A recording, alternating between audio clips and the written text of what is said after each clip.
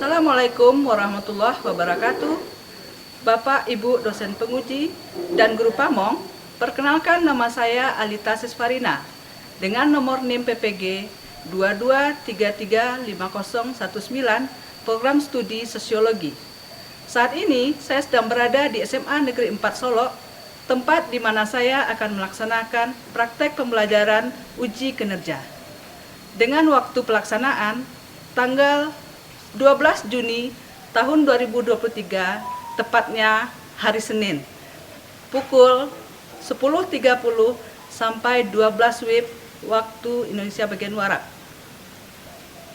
Materi yang akan saya praktekkan adalah dampak konflik sosial di masyarakat. Selamat menyaksikan.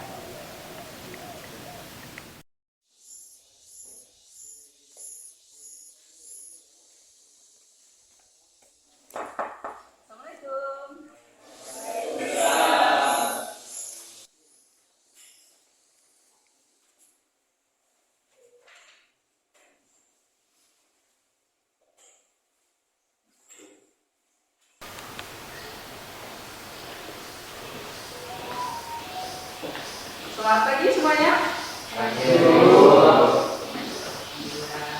Hari ini kita berjumpa kembali ya.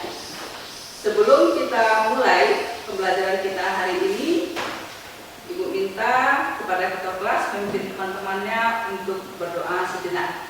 Silakan ketua. Mari siap. Kepada Ibu kita bergerak, tiga gerak. Doa mulai.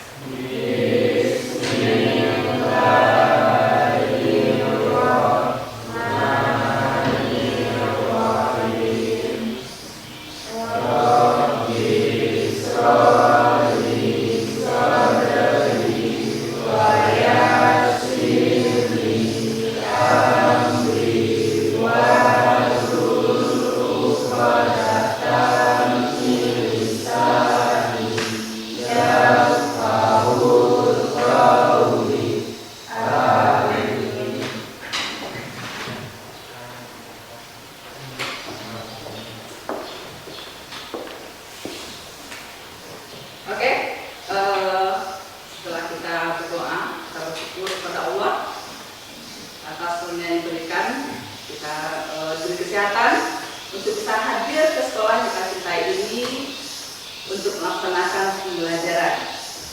Nah, hari ini Ibu lihat kehadirannya maksimal ya, hadir semua, alhamdulillah.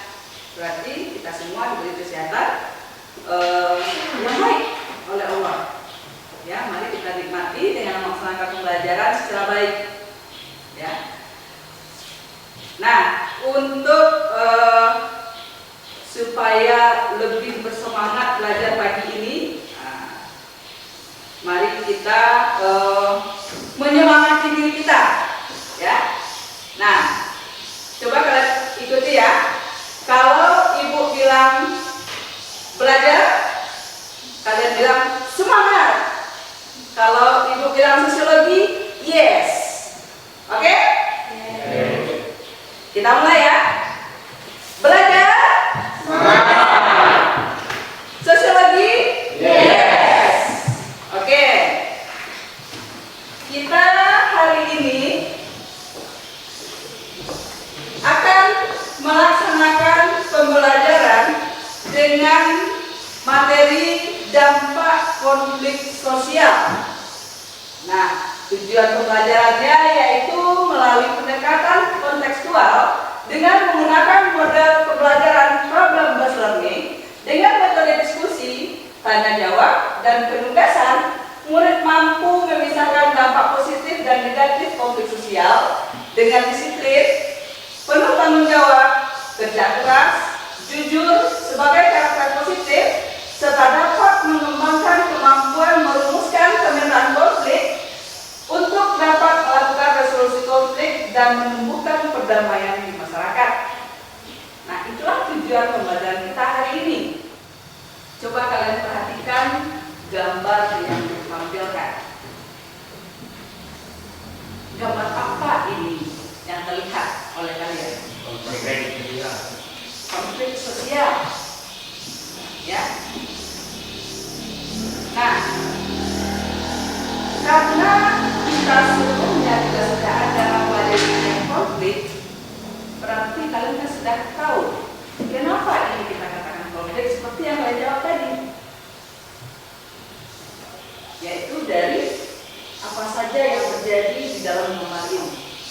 Coba Sandri, apa saja dampak Sandri? Tambah ya orang lagi tawuran kok. Nah, lagi tawuran. Nah, dengan gambar orang tawuran ini, apa yang terpikir oleh kalian yang akan terjadi setelah ini? Yang akan kita temukan dampaknya. Ya, korban. Jatuhnya korban. Bagus. Mantap ya. Aduh, visual ya. Apa lagi? Satu baru. Rusaknya mana yang ada di sana? Rusaknya sarana yang ada di sana. Ya.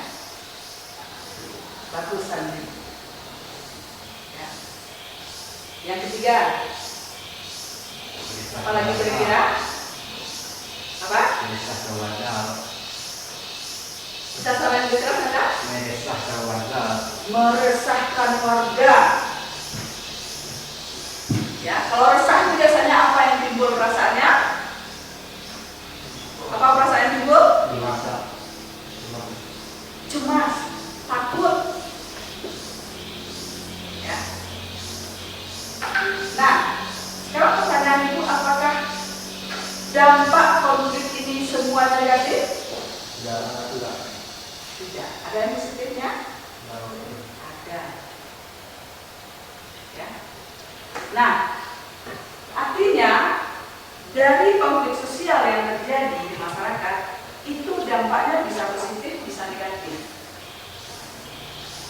Nah, inilah yang akan kita pelajari hari ini. Bagaimana kalian memisahkan antara dampak positif dengan dampak negatif. Oke, sekarang kita langsung bagi kelompok ya. Karena kita akan bagi kelompok, Ibu tentukan ketua kelompoknya. Kelompok 1 diketuai oleh Sandri, kelompok 2 diketuai oleh Fauzi. Nah, tambahan untuk kelompok 1 kita hitung saja ya. 1, 2, 3, 4.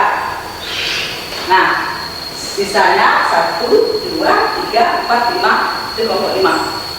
Ya. Kelompok 5. Kelompok 2 ya. Maksudnya kelompok 2 anggotanya tambah 5 orang lagi jadi 7 orang dari yang sebelumnya. Oke? Sudah paham? Silakan kalian duduk ke tempat duduk berkelompok. Di kelompok 1 silakan di sini, ya. Untuk kelompoknya, kelompok 2 silakan di sini. Bentuk kelompoknya. Silakan.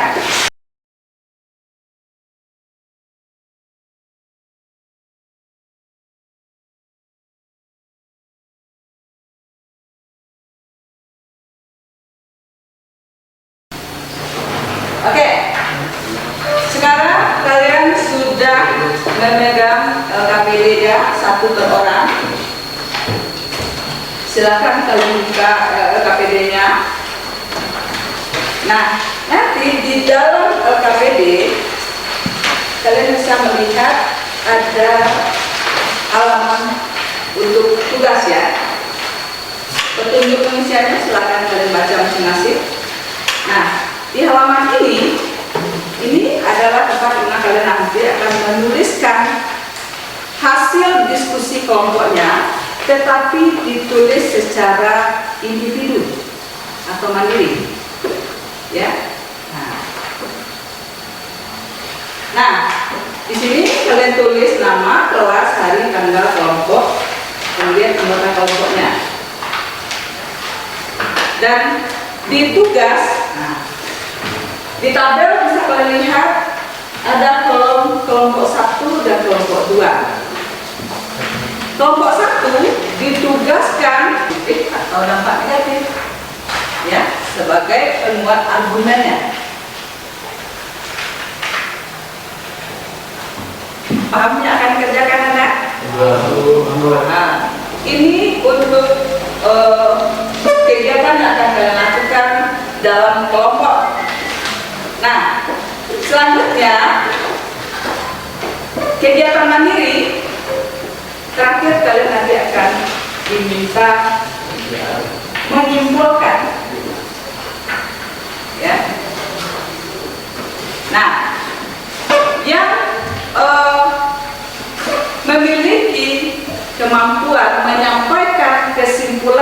secara lisan nanti, silahkan ketika Ibu minta nanti kalian angkat tangan.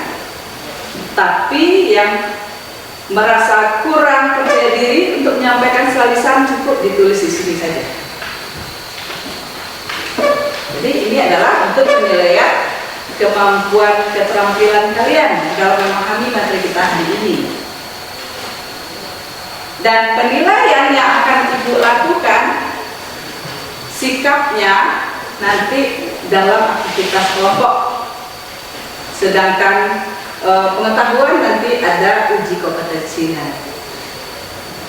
Ya, itu kira-kira kegiatan kita hari ini yang akan kalian laksanakan secara berkelompok maupun secara mandiri.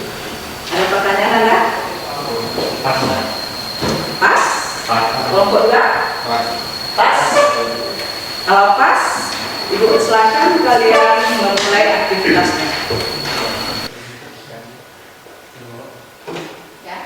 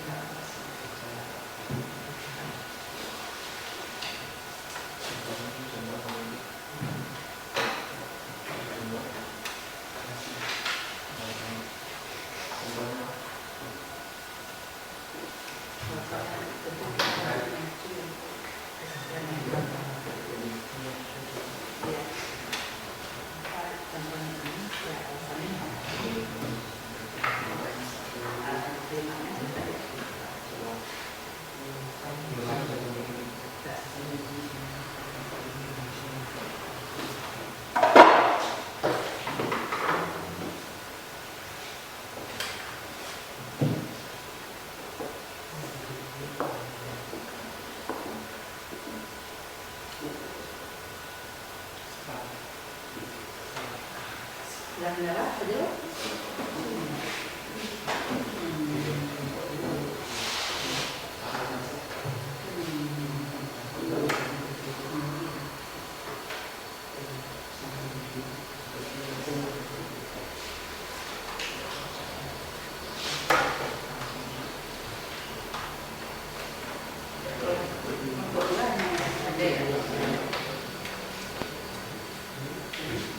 Kalau atas nanti untuk kelompok satu itu kan di sini kita berikan presentasi.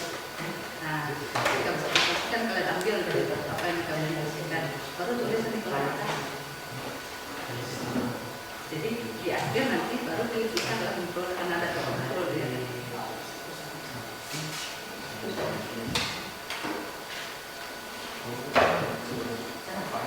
Yang kolom yang menambah itu kan kelompok dua.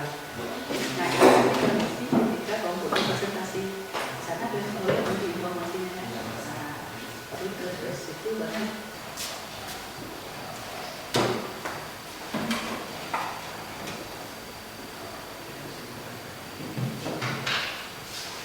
sudah selesai enggak? Sudah bisa kita lanjutkan dengan presentasi? Kelompok dua sudah bisa lanjutkan? Sudah. Oke. Sebelum kita lanjutkan kegiatan kita dengan presentasi dari masing-masing kelompok, supaya membangkitkan semangat belajarnya lagi, kembali memfokuskan pikirannya, ya, untuk kembali fokus semangat belajar. Kita ice breaking dulu sedikit, ya. Ice breakingnya di saat Ibu sebut siang, kalian tepuk satu kali, ya. Ibu siang, nanti Ibu sebutkan malam, tepuknya nggak jadi.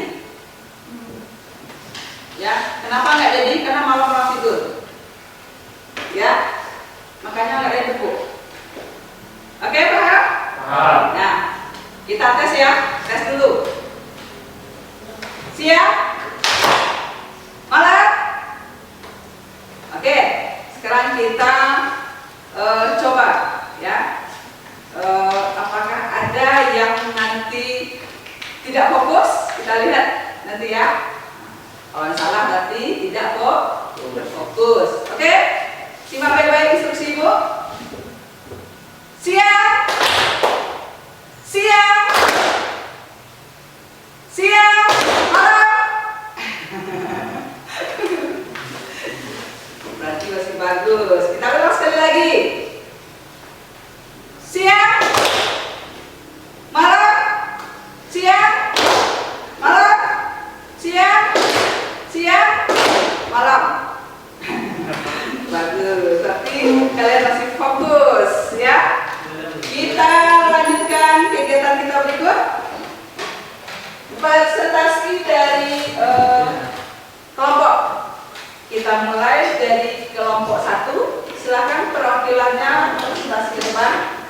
Nanti kelompok 2 diminta untuk menanggapi atau mengajukan pertanyaan atas materi yang dipresentasikan oleh kelompok 1 yang kurang dipahami, ya, atau yang ingin merasa kurang menambahkan. Paham Anda? Sebaliknya nanti untuk kelompok 2 yang tampil juga berlaku untuk kelompok 1. Silakan kelompok 1 duluan. Di depan ada.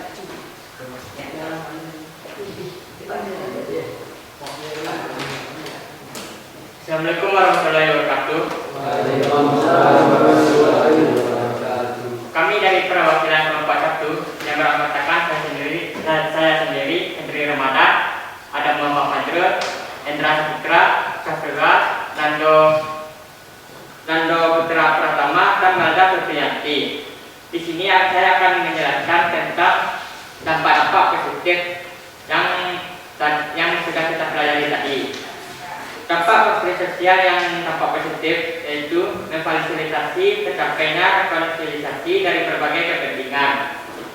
Contohnya konflik antara pihak penjual dan pihak produksi. Alasannya karena terjadinya fasilitasi tercapainya rekonsiliasi dari berbagai kepentingan dan serta konflik antara pihak penjual dan pihak produksi. Yang kedua, ada sebagai tempat awal terjadinya perubahan sosial. Contohnya, pantai Padang menjadi lebih bersih dan rapi setelah Satpol PP mengusir pedagang warung tenda. Alasannya, karena terjadi konflik ini dapat menyebabkan terjadi perubahan seperti pasar menjadi bersih saat pedagang tenda ketika sudah digusur. Ketiga, ada konflik dapat mempererat persatuan dan kelompok. Contohnya, solidaritas kelompok. Alasannya karena dapat mempererat persatuan kelompok dan solidaritas kelompok. Itu saja yang akan saya sampaikan. Apakah ada yang ingin bertanya atau kurang jelas? Ya, silakan kelompok 2 menanggapi apa yang disampaikan oleh kelompok 1 tadi. Silakan. Kelompok 2 yang ingin ditanggapi, ditanyakan. Silakan.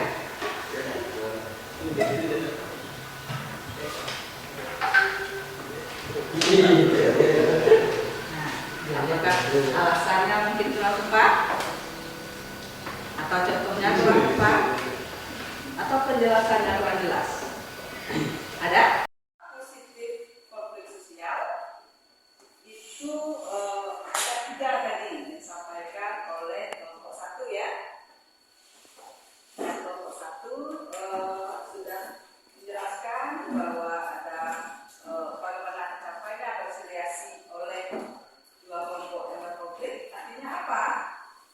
Adanya saling menguntungkan kedua kelompok yang berkonflik tadi, ya. Contohnya penjual dengan tim produksi ya. Karena kalau tim produksi egois, ya, maka dagangannya nggak akan terjual. Berarti dia harus memikirkan pula keuntungan untuk pedagang. Itu sebaliknya pedagang nggak bisa egois juga. Kalau dia egois nanti yang produksi nggak mau produksi lagi, atau nggak mau kasih pedagang lagi, apa yang mau diperdagangkan? Ya, jadi sana mereka nanti walaupun mereka berkonflik, tapi akan ada kesepakatan akhir yang berusaha untuk keuntungan kedua belah pihak. Ya, itu dampak positif dari konflik antara pedagang dengan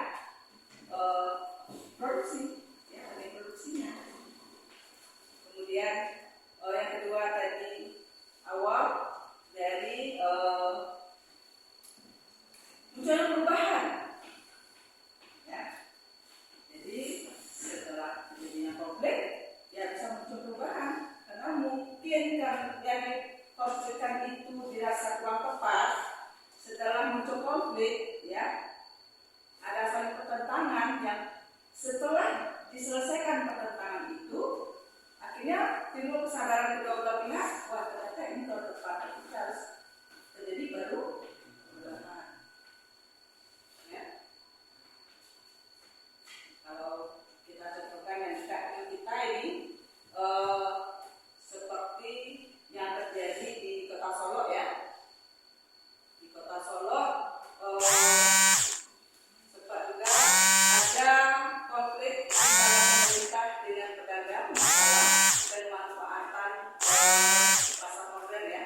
Tapi kemudian dari konflik itu dampaknya apa? Kemudian direnovasi lagi sesuai dengan kebutuhan pedagang, sehingga pedagang mau memanfaatkan bangunan tersebut sehingga tidak sia-sia apa yang dilakukan ya. Kemudian dekat solidaritas, contoh dekat dengan kita ini, saya kalian di lokal ya, yang semula bergeng-geng ini karena acara positif harus berhadapan dengan kelas tetangga, akhirnya di kelas kita menjadi kok. Nah, itu dampak positif dari konflik seperti yang disampaikan oleh kelompok satu tadi.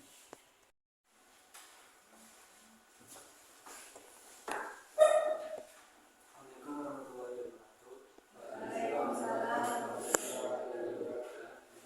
Saya dari kelompok 2 kita menyampaikan hasil presentasi dari kelompok kami. Kelompok kami berbentangan saya sendiri, Ahmad Fauzi, Ilham, Sendra, Cici, Husnul, Firman, dan Haki. Dari hasil yang berdapat, kami mendapat 5 poin dari dampak negatif kekerasan dari konflik sosial. Pertama adalah perpecahan. Contohnya adalah ketika ada perselisihan di suatu konflik dan masyarakatnya mendukung dua partai yang berbeda. Jadi mereka tidak saling sapa.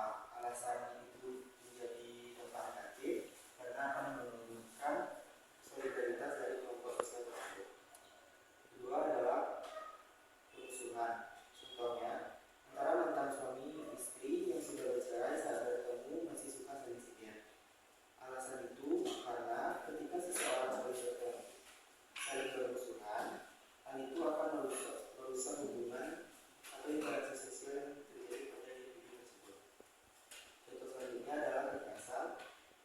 Contohnya pemukulan, pembunuhan, ataupun pemerkosaan. Dari contoh ini kita bisa lihat bahwa tersebut dapat merugikan korban secara fisik, mental maupun materi. Perubahan kepribadian.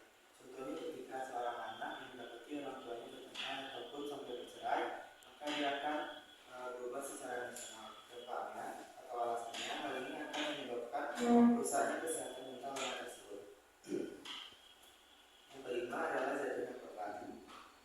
Ini bisa terjadi pada saat misalnya peristiwa tawuran yang menjatuhkan korban. Alasannya karena akan menyebabkan kerugian secara fisik bagi para korban itu.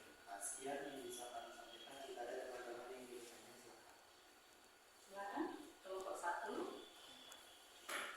yang ingin ditanyakan kepada kelompok 2 dari apa yang sudah dipresentasikan mengenai dampak negatif konflik sosial.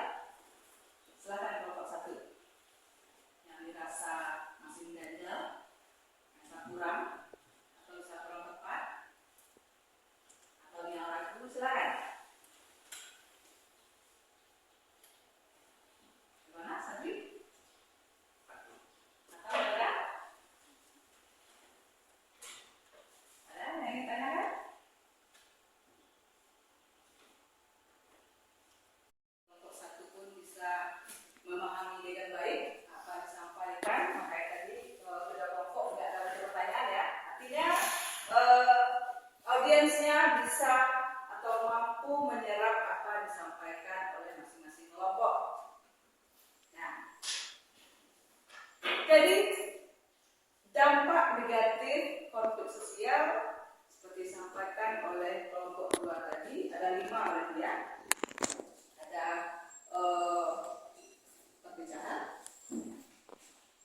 perpecahan berarti dalam kelompok itu yang semuanya solid, karena adanya konflik, maka mereka menjadi terpisah-pisah, tidak kompak lagi. Ya. Yang biasanya bermain bersama, nah sekarang cari teman baru masing-masing. Ya. Perpecahan, tempat negatif konflik, permusuhan. Biasanya siapa yang sudah pacaran di sini? Sapiwa. Oke, Sapiwa. Tapi mau yakin yang lain juga ada yang pacaran. Sapiwa aja. Ya. Nah. Sekarang kita anggap masing-masing kita punya pacar ini. Ya. Dan ternyata pacar kita selingkuh. Apa yang kita lakukan? Hah? Marah. Ilham kalau marah ngapain? Kira-kira kalau diselingkuhin pacar?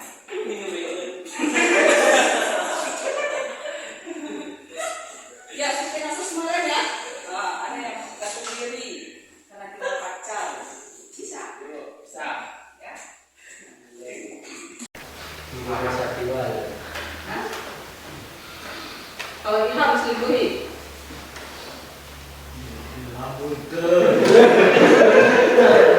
Lalu pula ya enggak. Nah, setelah saya kira apa yang dilakukan oleh orang yang diselingkuhi? Marah-marah. Yang semula bebek-bebek sekarang marah-marah. Ya, wajah cerianya udah hilang, wajah penuh kasih sayangnya udah hilang. Ya, nah, yang semula kalau nampak sang pujaan hati langsung senyum sumringah. Kalau sekarang langsung ya. Itu menunjukkan apa? Permusuhan. Ya. Itu yang dapat permusuhan. Yang ketiga, kekerasan. Ya. Tadi ada bilang gantung diri. Itu poinnya. Ada lagi yang kelima nanti ya. Yang kekerasan apa contoh kira-kira? Nah, pemulihan itu bisa, pemukulan, ya, pemukulan itu kekerasan ya. Tapi gua harap kalian sebagai seorang siswa jangan melakukan kekerasan ya. Apapun konflik yang kita hadapi, hindari yang namanya kekerasan. Dan kalau diselingkuhi pacar, balampang itu dibawa sama jarum. Ya, kalau diselingkuhi apa yang dilakukan? Cari pacar baru. Ya, jangan dipukul dia. Kalau dipukul dia, kita masuk penjara. Dia dapat pacar baru. Kalian mau dia mendapat pacar baru atau kalian dapat pacar baru? Jadi hindari kekerasan. Walaupun di dalam masyarakat kita sulit memungkiri, kadang-kala kekerasan sulit dihindari ketika terjadi konflik. Seperti contohnya tawuran, seperti gambar tampilan dia, yang namanya tawuran dia penggambarannya adalah kekerasan, identik dengan kekerasan. Kemudian yang keempat, perubahan kepribadian. Ya. Nah, apakah benar konflik bisa merubah kepribadian? Ya. Bisa. Ya. Yang semula ceria menjadi murung. Ya. Yang semula dia manis seperti Cici ya, mengamat-ngamat. Ternyata ketika terjadi konflik, keluarlah sangarnya, keluarlah emosinya yang meledak-ledak. Ya, ada terjadi? Ada. Ya, karena emosi akan mempengaruhi tindakan, akan mempengaruhi karakter, mempengaruhi perilaku. kepribadian. Nah, terakhir adalah rusaknya atau benda dan hilangnya nyawa. Itu tadi bunuh diri, ya, atau malah dibunuh. Ya, saking dendamnya dibunuh lawan konfliknya. Tapi sekali lagi mengingatkan, kita jangan ya, karena itu juga merugikan diri kita sebagai pelaku. Oke, bisa dipahami ya Bapak? Mengenai dampak positif dan dampak negatif dari konflik sosial. Nah, sekarang kita sudah bahas tadi dan kalian sudah cukup paham juga yang ditunjukkan dengan tidak adanya pertanyaan. Sekarang Ibu minta coba salah satu dari kalian yang bisa menyampaikan kesimpulan dari pembelajaran kita hari ini. Ya, silakan Sandri. Apa kesimpulan dari pembelajaran kita hari ini? Pelajaran yang sudah kita pelajari tadi, dampak sosial yang ada yang positif dan ada juga yang negatif. Contoh yang positif seperti pantai Padang menjadi bersih dan rapi setelah Satpol PP mengusir pedagang warung tenda. Contoh yang negatifnya seperti tawuran, kekerasan, pembulian, dan lain-lain. Upaya untuk menyelesaikan konflik sosial yaitu pertama ada kompromi, kedua toleransi, tiga adjudikasi, empat mediasi, lima arbitrasi, keenam konsiliasi, tujuh konversi, dan delapan versi. Sekian dari kesimpulan saya. Kalau ada kata-kata salah, kami maafkan. Oke, tangan Sandri yang sudah berani menyampaikan kesimpulan yang dia rangkum ya dari pembelajaran kita hari ini. Karena Sandri sudah berani menyampaikan kesimpulan dari pembelajaran kita hari ini, Ibu kasih reward untuk Sandri. Nah, ini satu cepat. Ya. Jadi itulah kesimpulan dari pembelajaran kita hari ini.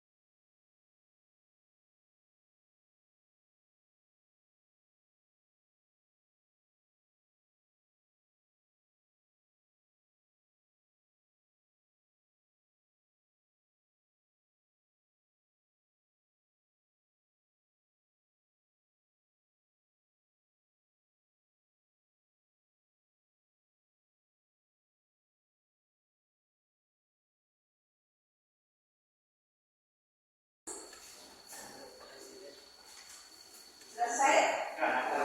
Sudah? Oke. Berarti nanti akan kita ini hasilnya ya. Oke. Berapa estimasinya nanti? Itu nanti akan menjadi salah satu nilai tugas kalian. Ya. Nah, sekarang Ibu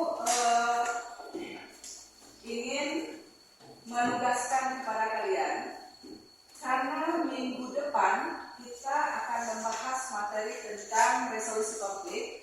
Jadi tolong di rumah nanti kalian meresum materi tentang resolusi konflik yang bisa kalian ambil sumbernya dari buku paket ataupun dari internet dan sumber lain yang relevan.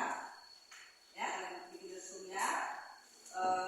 Itu untuk tugas kita di pertemuan berikutnya. Oke, Nanda? Bisa dipahami? Bisa. Nah, sebelum kita menutup pelajaran kita hari ini, kita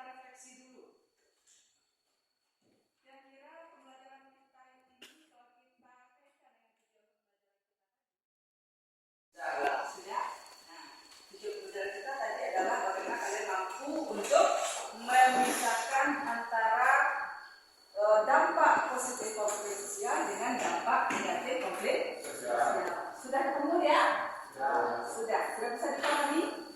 Sudah.